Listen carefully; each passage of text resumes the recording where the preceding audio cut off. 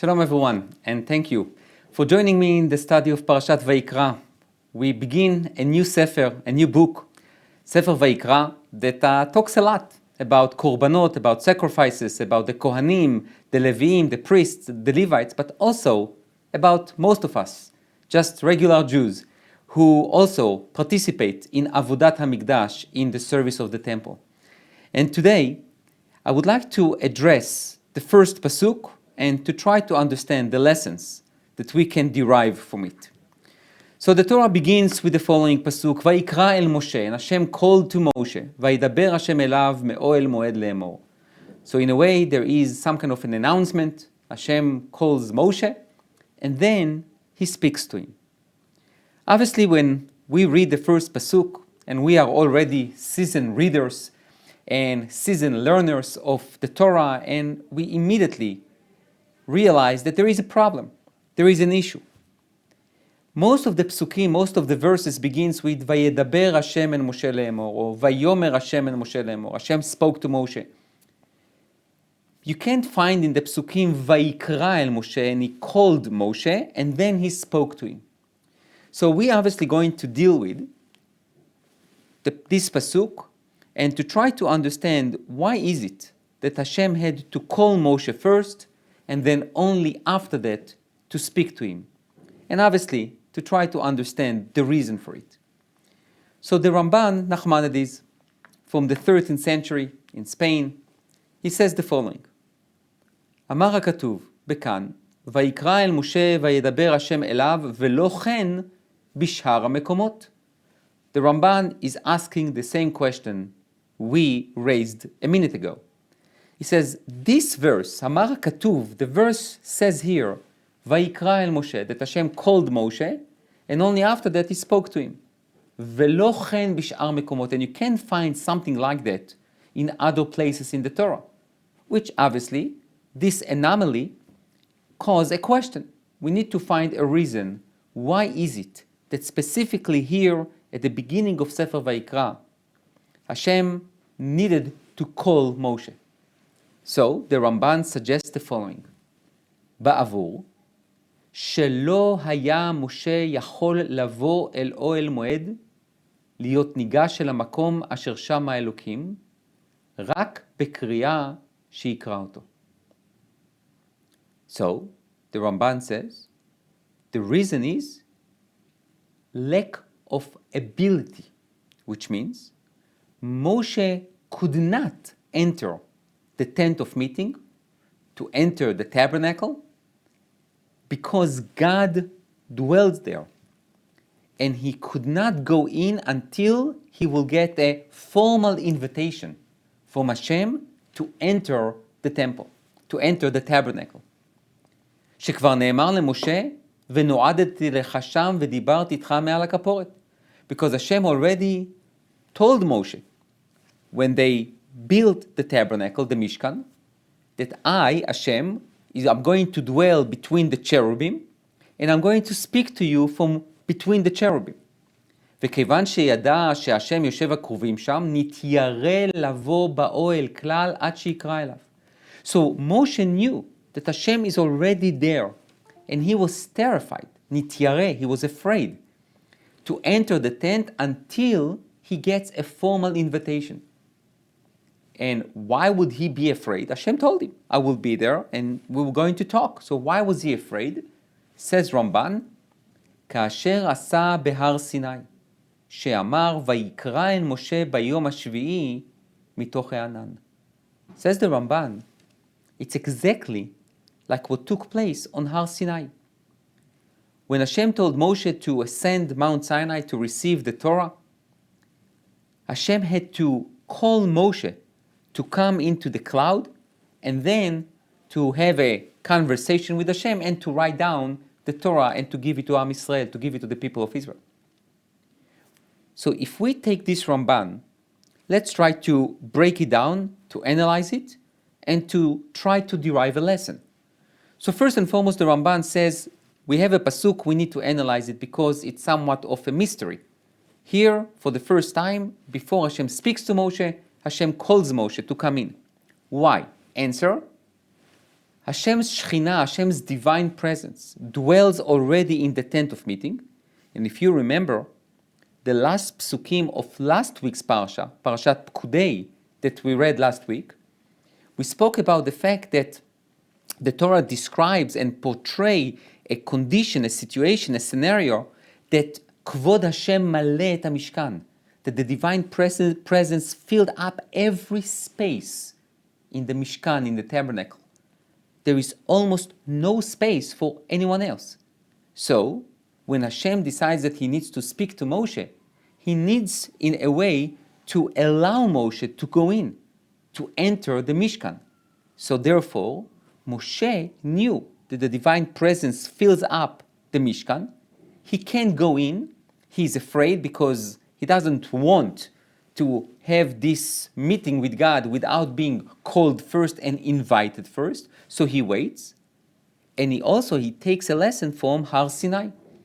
And we know the Ramban, and we mentioned it in few classes before, the Ramban sees the Mishkan as a mini model of Har Sinai, of the revelation on Sinai. And therefore, like at Sinai, that Hashem had to call Moshe to go up the mountain to give him permission to enter the divine presence, to enter this territory, this realm of a divine presence, the same thing happens here. So, what's the lesson that we can learn? The lesson that we can learn is, according to the Ramban, Moshe had to be called formally to be invited into the tent of meeting. And why? Because the tent of meeting is, in a way, a renewal, a rejuvenation of Ma'amad Har Sinai, of the revelation on Sinai.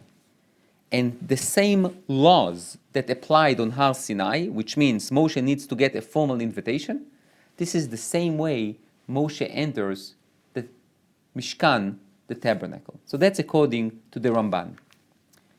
Rabbi Sforno, 16th century from Italy, suggested the following: Vayikra el Moshe tamid mitoch ha'anan. Hashem always called Moshe from the midst of the cloud, calling him to come and to enter.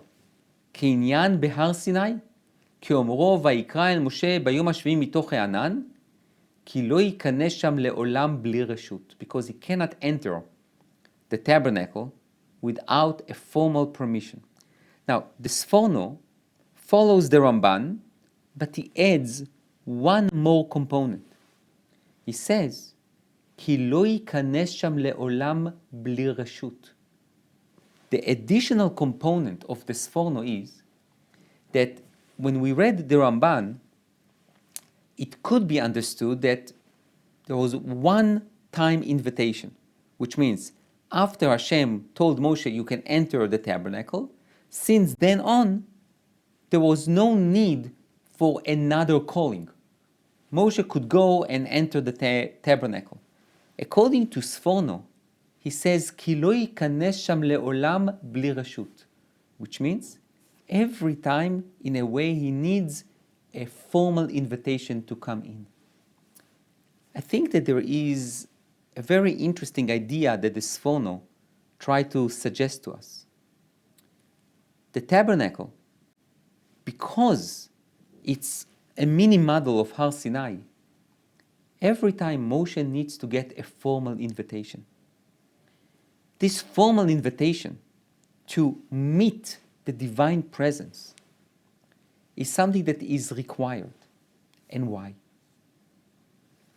The idea is that we have somewhat of tension in Judaism between two elements. One element is that we do what we do every day, and sometimes we do it 3 times a day. Let's say davening, prayer. We daven in the morning, in the afternoon, and in the evening. And we do things in a routine way. And part of it's in order to get ourselves used to the routine, to the religious routine. But at the same time, we all know that when you do something again and again and again, you lose a little bit the sense of renewal, the sense of excitement, the sense of amazement, of sometimes even interest and happiness.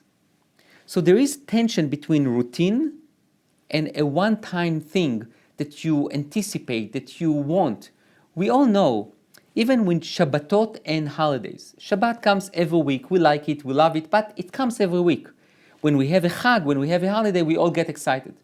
Even though Shabbat is on a higher level than any other holiday. So I think Sforno says, in a way, after the temple, the tabernacle was built, the Mishkan was built, if Moshe will enter the tabernacle every day, whenever he wanted, in a way, it might be that it will not be Moshe, but us, seeing Moshe goes every day without being called, we will see that and say, tabernacle is important, but it's not that important. But when you hear that even Moshe, even Moses, needs to be called every time, you fully understand the importance of the Mishkan to us and the way that we need to perceive how we enter the Mishkan. I would maybe even expand this Sforno to our approach towards synagogues, shuls. We go every day and we get used to it. And therefore, sometimes we can maybe lose sight of the sanctity of the place. At the same time, if we'll go only once in a lifetime, we will definitely feel the intensity of the place, but that's it. So to find the balance between being there every day and to always find a point of renewal, a point of amazement, a point of connection that will enrich our religious life. So in a way, the first pasuk that begins what we call Torat Kohanim, the service of the tabernacle, the service of the temple, the service of our religious life, we need to remember the Ramban and the Sforno as a model. Vayikra el Moshe. Even Moshe had to be formally invited to go into the holy, to go into a sanctified place in order to maintain I will call it the spiritual intensity and tension, that it's not in order just to create fear, but it's to create excitement. It's to create this healthy balance between doing something in a routine way, but to always feel that there is something new there. So that's the Sforno. A totally different perspective for the reason that Hashem had to call Moshe, we can find in this Midrash of Yalkut Shimoni. So let's read it and analyze it. The Midrash, our sages, took a pasuk, זה שאמר הכתוב גאות אדם תשפילנו ושפל רוח יתמוך כבוד. It means, גאוות אדם תשפילנו, hardiness, if a person is arrogant, is pompous, that hardiness will cause its demise. ושפל רוח, and if someone who is humble and has humility, יתמוך כבוד, he will be supported with honor and dignity. So what does it mean? So the Midrash is trying to explain it. And he says like that, כל מי שבורח מן השררה, השררה רודפת אחריו. Everyone who runs away from ministry or honor and glory, the dignity, the honor, in a way chases him. So if you run away from it, it will chase you. If you run after it, it will run away from you. So the Midrash gives examples. Shaul, King Saul, ברח מן השררה. בשעה שבא למלוך, שנאמר, וישאלו עוד בהשם, הבא איש שלום. אמר להם, אין אני ראוי למלכות. אלא שאלו באורים ותומים, שנאמר, ויאמר השם, הנה הוא, נחבא אל הכלים, אלו אורים ותומים, וכתיב, הראיתם אשר בחר בו השם, כי אין כמוהו בכל העם. Which means, I will give a little bit of an introduction. The story begins that Saul, before he became a king, he and his friend, they went to try to find some donkeys that they lost. So the friend says to Saul, there is a prophet, Samuel. Maybe we can go to him and ask, where are our donkeys? When the prophet Samuel saw Saul, he told him, where are the donkeys? But also he told him, you are going to be the king. And then when the people asked for a king, Saul just tried to hide, and he didn't see himself worthy to become a king. And they asked the Urim Vetumim, the breastplate, is there someone else who can be a king? And Hashem says, he's here. King Saul, your king is right here. He's just trying to hide. So, because Saul basically ran away from honor and being a king, this is exactly the reason why he was chosen to be a king. So, that's one example of someone who ran away from honor, dignity, glory. King Saul. However, אבימלך בן ירובעל רדף אחרי השררה וברחה ממנו, שנאמר וישלח אלוקים רוח רעה בין אבימלך ובין בעלי שכם. אבימלך בן ירובעל, who wanted to be a king, he רדף אחרי השררה, he basically chased the ministry and the glory and the kingdom, and it ran away from him. Because Hashem sent some kind of an evil spirit between Avimelech, who wanted to be a king, and the people of Shechem, and then at the end they killed him. Okay, so until now we have two examples.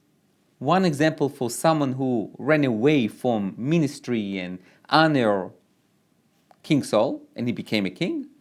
And Avimelech, who wanted to be a king and ran after ministry and honor, and it ran away from him. But what does that have anything to do with us? So, let's continue. משה ברח מן השררה, בשעה שאמר לו הקדוש ברוך הוא, ואתה לך ואשלחך אל פרעה. ויאמר בי השם, שלח נא ביד תשלח, לא איש דברים אנוכי. So, the first example is, when Moshe was told by God, go, you're going to be my emissary, and you should be the one to go to Pharaoh and to tell him, let my people go. Moshe says, no, you are choosing the wrong person. Lo ish dvarim anochi, I can't speak, I'm not eloquent. And also, shlach na beyad tishlach, which, as a side note, just because Parashat Vayikra is a week before the time that we celebrate Pesach, I will just open it up for just a 2 minutes different idea about this shlach na beyad tishlach. What does it mean that Moshe says to Hashem, send someone that you will always send? Who is that person? So, there are two opinions. One opinion says, and this is the most famous one, Rashi brings it, Aharon. Basically, Moshe says to Hashem, why do you want to send me? Send my brother, my older brother Aharon. He is already a leader in Egypt. Let him be. Why do I need to be the leader? There is already someone in place, someone that the people know and like. Let him be the leader. So that's one option. The second option is, which is really an amazing option. It's being brought in Pirkei de Rabbi Eliezer, that Moshe says to Hashem, Hashem, send the one that you are going to send in the future. Who is that? Eliyahu, Elijah the prophet. Moshe says to Hashem, Hashem, I am so happy you are about to redeem the Jewish people. But why do you want to send me? I know exactly what will be. I will go, and Paro will say no, and then we'll have 10 plagues, and then we'll get out of Egypt, and then we will circle around the desert for 40 years, and then we will conquer the land of Israel, and then we will be expelled, and then we'll come back, and then we'll be expelled again, and then we will be in exile for 2,000 years, and there are going to be pogroms, and there are going to be wars, and the Jews are going to suffer, and then there's going to be Shoah. and then we will have Medinat Israel, the state of Israel, and we will have so many wars, and we will try to defend our country. God, send Elijah. Send Eliyahu Hanavi, who is going to announce the arrival of Mashiach, and that will be the full and the complete redemption. God, shlach na biyat tishlach. Please send the one that you are going to send. Like what we're going to read in the Haftarah, הנה אנוכי שולח לכם את אליהו הנביא, לפני בוא ים השם הגדול והנורא. Here I'm going to send you Eliyahu Hanavi. Says Moshe, shlach, send. This is a play on Hebrew words. Moshe says to Hashem, shlach na biyat tishlach, send the one that you're going to send. And Hashem says, הנה אנוכי שולח לכם, I am going to send it to you. Says Moshe, God, why do we need to go through all those stages? Why do we need to go through the ups and the downs of Jewish history? Just finish it up now. You have now a time that you want to redeem the Jewish people. Redeem them completely. Shlach na biyat tishlach. Hashem gives answer to Moshe, which I think we all can learn. Hashem says to Moshe, Moshe, I understand where you're coming from. You love the Jewish people. You don't want them to suffer. You don't want them to go to all these tribulations and afflictions and the ups and the downs of Jewish history. But this is how they are going to be redeemed. Redemption, Geula, is not something that comes like that. It's something that they need to walk towards. There are going to be ups and there are going to be downs. There are going to be times of glory and times of terrible times for the Jewish people, times of darkness. Geula comes in stages. So you tell me, shlach et Eliyahu, you tell me to send Eliyahu and to complete it and to finish it. It doesn't work like that. And even you, Moshe, you will go to Pharaoh and he's going to say no. And you will go again and he's going to say no. And it's going to go through a year of plagues and back and forth until the right time comes. So that's the shlach na biyat tishlach. So now let's go back to our issue. So Moshe does not want to be appointed as an emissary. He's running away from ministry and glory. אמר לו הקדוש ברוך הוא, so Hashem says to him, חייך, סופך ללך כיוון שהלך, ואמר, כה אמר השם אלוקי העברים. אמר אותו רשע, מי השם אשר אשמע בקולו? So, Moshe, Hashem says to Moshe, you need to go. And Moshe went. And he went to Pharaoh, and he says, Hashem אלוקי העברים, Hashem, the God of the Hebrews, told me, you need to let the people go. And Paro said what? Mi Hashem asher ashma bekolo. Who is this God that I'm going to listen to him? I don't know him. Go home. Amar Moshe, כבר עשיתי שליחותי. So this is an incredible midrash. When you read the narrative, you don't see it. But the midrash, in a way, insert some kind of details that are not in the narrative. After Moshe heard Pharaoh saying, I don't know God, I have no idea what you're talking about, go away, Moshe went, sat by a bench, and says, that's it. I fulfilled my mission. Hashem told me to go to Pharaoh to tell him to release the Jewish people. I did. He refused. I go home. אמר לו הקדוש ברוך הוא, ישבת לך? בוא דבר אל פרעה. Hashem says to Moshe, what do you think? You are done? You are done with your mission because you failed? No. You failed, you go back. The language of the Midrash is incredible. Hashem says to Moshe, ישבת לך? You sat down? You still have a job to do. בוא דבר אל פרעה. You still have a job to do. You need to talk to Pharaoh. And then the Midrash says, וכן על כל דבר ודבר לך אל פרעה. השכם בבוקר. Every time Moshe, after he failed to convince Paro, he just went back to sit. And Hashem had to what? To call him again. This Midrash describes Moshe in I would say, complicated colors. Because on one hand, Moshe definitely did not want to be the leader. So every time he thought he is done with his mission, he just sat down. But Hashem had to call him. And now we can already hear the connection between the Midrash and Vayikra el Moshe, that Hashem had to formally call Moshe. So we see that it was some kind of a method. We see that it seems to be like some kind of a routine.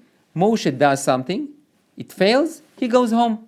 Hashem needs to call him back and say, hey, you didn't finish your job, come back. לסוף, at the end, הוציאם ממצרים, קרא להם את הים, הוריד להם את המן, העלה להם את הבהר, הגיז להם את הסלע, והקיפן ענני כבוד, ועשה את המשכן. So, after a while, Moshe understands, you know what, I need to complete my job. I need to complete my job, I need to have faith in God that He's going to bring it to somewhat of completion. So, he did everything Hashem told him. He took them out from Mitzrayim, from Egypt. He split the sea. He asked for the manna to come down. He gave them water. He gave them meat. And he surrounded them with clouds for protection. And then built the Mishkan. And then, אמר מכאן, ואילך, מה יש לי לעשות? עמד וישב לו. The language of the Midrash is incredible. Moshe says, you know what? I was just going to do my mission. Okay, what's my mission? My mission is to take them out from Mitzrayim, to take them through the desert, to build the Mishkan. The Mishkan is somewhat of a replica of Har Sinai, or it's a place for the divine presence to dwell. Now, I'm done. I'm done. Maybe God is going to call a different leader, or maybe my mission is done. Now let me be just Moshe, a regular person, not a leader. Just, I'm done. He says, מה יש לי לעשות? I have nothing else to do. That's it. עמד וישב לו. He went and he sat down. And you understand that the language of the Midrash, to sit, does not mean that he had to sit. To sit means that he basically didn't have a purpose, didn't have a mission. He didn't do anything anymore. That's it. He sat down and he's done. אמר לו הקדוש ברוך הוא, חייך, יש לך מלאכה גדולה מכל מה שעשית. I still have a job for you. And not only just a job. This is a job that is even greater than what you did until now. Now, let's stop here for a second. Now the job that Moshe has is larger, greater, more important than everything he did until now. What did he do until now? He took them out from Egypt, he split the sea, he built the Mishkan, he surrounded them with the clouds, he gave them the manna, he gave them meat, he gave them water, and now there is a job that is greater than all of that? What is it? ללמד לבניי טומאה וטהרה ולהזהירן איך יהיו מקריבין קורבן לפניי.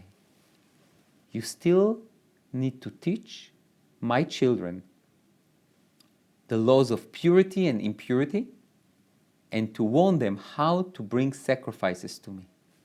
Now, let's pause here. We need to stop here for a second. This is more important than splitting the sea, getting out of Egypt, building the Mishkan, is to teach what is pure and what is impure, and to warn them and to direct them how to bring sacrifices. This is so important. And the answer is yes. And why? Because until now, everything we mentioned, Exodus, splitting the sea, manna, meat, wine, water, clouds, even the tabernacle, are all God's miracles. From now on, now when the tabernacle is built, now it's upon us to create that connection to Hashem.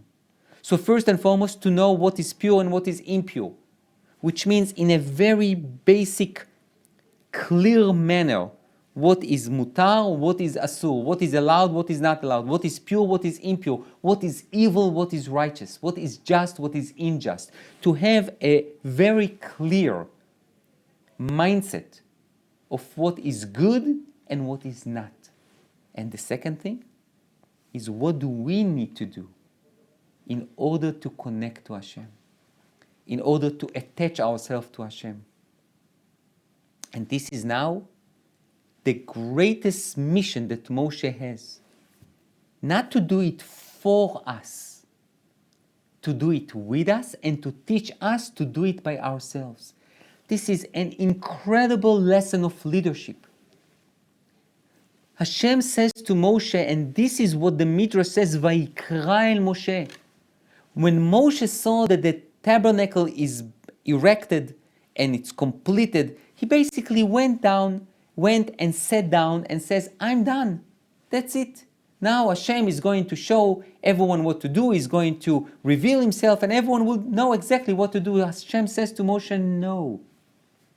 It's not about me. You are a leader. You are a teacher. You need to teach my children how to attach themselves to me. How to have a mindset of their own, of what is true, what is false, what is pure, what is impure. You need to give them the tools to connect to me even if you are not around. You are not done. Now your job begins. Now you need to be a teacher. Now you need to give my children the tools, the kelim of how to be their best version by themselves. And I think this will explain what we find in Sefer Hasidim, Rabbi Yehuda HaChassid from Speyer, from Germany. He says, זה ספר תולדות האדם, מכאן רמז כשמשימים הנער בעריסה וקוראים לו שם, משימים ספר של תורת כהנים מראשותיו. This is a very interesting German custom, Jewish German custom, that when you take the baby boy, and you put him in the little crib, and you give him a name, so probably it was in the Brit, in the time of the Brit, they put underneath his head the book of Vayikra, our book. וכשמגיע ללמוד שהוא בן 5, and when you start teaching him when he's 5 years old, מתחילים לו בספר ויקרא, אדם כי יקריב מכם. You begin with what? With ספר ויקרא. With the second pasuk in ספר ויקרא. Why would you teach a 5-year-old ספר ויקרא? Because ספר ויקרא, the book of Leviticus, is basically, in a way, even though there are many laws of korbanot, but it's in a way, it's very structured. Sefer Bereshit, as we studied, is complicated. There are many different things that it's very hard to understand. Also Shmot. Vayikra, in a way, is very simple. Pure, impure. Good, evil. Permitted, prohibited. And that's what you teach a child. So, in a way, what you give him is you give him the limits in order to what? To create the freedom later on. So now, let's answer our question. Vayikra el Moshe. Why there was a need to call Moshe? So Ramban and Sforno spoke about the idea that the Mishkan is like Har Sinai, and like on Mount Sinai, Hashem had to call Moshe, give him permission to enter. So the same thing with the tabernacle. We spoke about the tension between routine and rejuvenation, renewal. The Midrash, in an incredible language, describe Moshe's lack of understanding of his mission, and the idea that Hashem had to focus and to refocus Moshe on his real mission, to teach the basic things which will allow Am Yisrael to grow and to flourish and to find freedom within limits. And then we saw this German custom, ancient German custom, that talks about the idea that little children, the minute that they can learn, they learn Sefer Vayikra. They learn about the fact that our mission never ends. We always can teach more. We always can give more tools to more people. So they will be able to realize and to internalize the idea of the divine presence in our lives. Thank you.